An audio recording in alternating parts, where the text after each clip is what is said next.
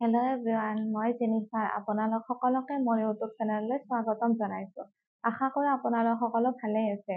চৰকাৰী শিক্ষকৰ বাবে নতুনকৈ পোষ্ট মুকলি কৰা হৈছে। গতিকে যিসকল ল'ৰা-ছোৱালীয়ে চৰকাৰী শিক্ষক হোৱাৰ সপোন আছিল, আপোনালোকৰ বাবে এইটো এটা অতিকৈ ভাল খবৰ। কাৰণ বহু হাজাৰ পোষ্টৰ নিযুক্তি প্ৰকাশ পাইছে। য'ত গোটেই অসমৰ বিভিন্ন ডিষ্ট্ৰিক্টৰ ল'ৰা-ছোৱালীসমূহে এপ্লাই কৰিব পাৰিব। কিন্তু তাত কিছুমান কণ্ডিশ্যন দিয়া আছে, মানে কোনে কোনে এপ্লাই কৰিব পাৰিব সেয়া জানিবলৈ ভিডিঅ'টো শেষলৈকে চাই থাকক। আৰু যদি ভিডিঅ'টো চাই ভাল লাগে নিশ্চয় লাইক, শ্বেয়াৰ লগতে ছাবস্ক্ৰাইব কৰিবলৈ নাপাহৰিব। গতিকে বলক আমি ভিডিঅ'টো আৰম্ভ কৰোঁ। এইখন যিখন এডভাৰটাইজমেণ্ট আছে, এইখন তেওঁলোকৰ ফালৰ পৰা মুকলি কৰা হৈছে 28 অক্টোবৰ 2025 তাৰিখে। আৰু ইয়াত তেওঁলোকে মেনশ্যন কৰিছে যে ইয়াত টোটেল 10,673টা পোষ্ট আছে লোৱাৰ প্ৰাইমাৰী এণ্ড আপাৰ প্ৰাইমাৰী টিচাৰৰ বাবে। মানে LP টিচাৰ আৰু UP টিচাৰৰ বাবে টোটেল পোষ্ট আছে 10,673টা। চেলাৰী 14,000ৰ পৰা 70,000 গ্ৰেড পে আপোনালোকক দিয়া হ'ব। মানে ভাল এটা চেলাৰী আপোনালোকে পাই যাব। আৰু ইয়াতে এটা কথা হ'ল যে এই যে 10,673টা পোষ্ট ওলাইছে, ইয়াত সকলো ল'ৰা-ছোৱালী এপ্লাই কৰিব নোৱাৰিব। মানে ইয়াত কোৱা হৈছে যে the candidate as on 30th September 2025 must be working as contractual and stateful teachers under SSA।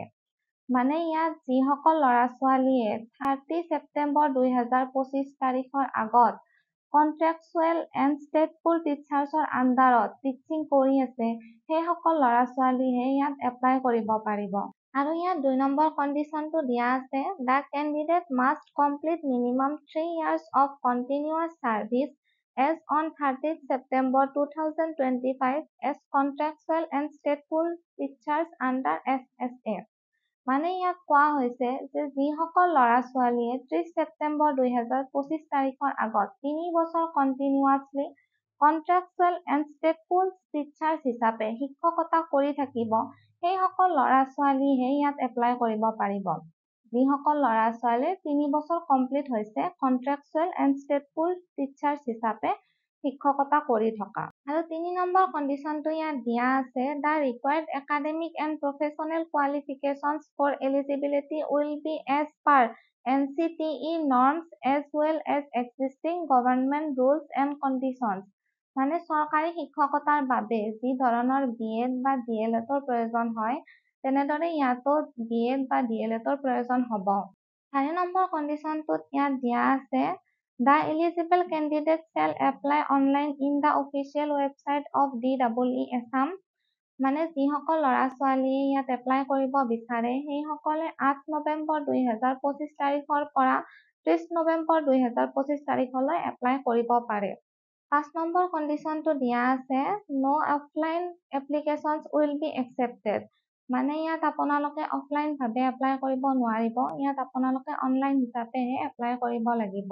আৰু ইয়াতে তেওঁলোকে এটা কথা মেনশ্যন কৰিছে যে কেণ্ডিডেটসকলে যি কেটেগৰীত কৰ্মৰত হৈ আছে, সেই কেটেগৰীতহে অনলাইন এপ্লাই কৰিব পাৰিব। মানে যদি কেণ্ডিডেটসকলে LP কেটেগৰীত কৰ্মৰত হৈ আছে, তেন্তে কেণ্ডিডেটসকলে LP কেটেগৰীতহে এপ্লাই কৰিব পাৰিব। আৰু যদি কেণ্ডিডেটসকলে UP কেটেগৰীত কৰ্মৰত হৈ আছে, তেন্তে কেণ্ডিডেটসকলে UP কেটেগৰীতহে অনলাইন এপ্লাই কৰিব পাৰিব। তেন্তে আপোনালোকৰ যিসকলে ইয়াত অনলাইন এপ্লাই কৰিব পাৰে, তেন্তে নিশ্চয়কৈ আপোনালোকে এপ্লাই কৰক। কাৰণ আপোনালোকৰ চাকৰিটো পাৰ্মানেণ্ট হ'বলৈ গৈ আছে। মানে এক্সামটোত পাছ কৰাৰ পিছত আপোনালোকৰ চাকৰিটো পাৰ্মানেণ্ট হৈ যাব। আৰু ডকুমেণ্ট কি কি লাগিব সেয়া তেওঁলোকৰ ৱেবছাইটত মেনশ্যন কৰা হ'ব। গতিকে আপোনালোকে তেওঁলোকৰ ৱেবছাইটটো ভিজিট কৰি থাকিব। গতিকে আপোনালোকৰ যিসকলে কন্ট্ৰেকচুৱেল টিচাৰ আৰু ষ্টেটফুল টিচাৰ হিচাপে শিক্ষকতা কৰি আছিল, আপোনালোকৰ বাবে এইটো এটা বহুত ভাল খবৰ। কাৰণ ভালেখিনি পোষ্টৰ ভেকেঞ্চি ওলাইছে য'ত আপোনালোকে অনলাইন এপ্লাই কৰিব পাৰিব। গতিকে আজিৰ ভিডিঅ'টোত এইখিনিয়ে আছিল। আশা কৰোঁ ভিডিঅ'টো চাই ভাল পালে। যদি ভিডিঅ'টো চাই ভাল পালে লাইক, শ্বেয়াৰ লগতে ছাবস্ক্ৰাইব কৰিবলৈ একেবাৰে নাপাহৰিব।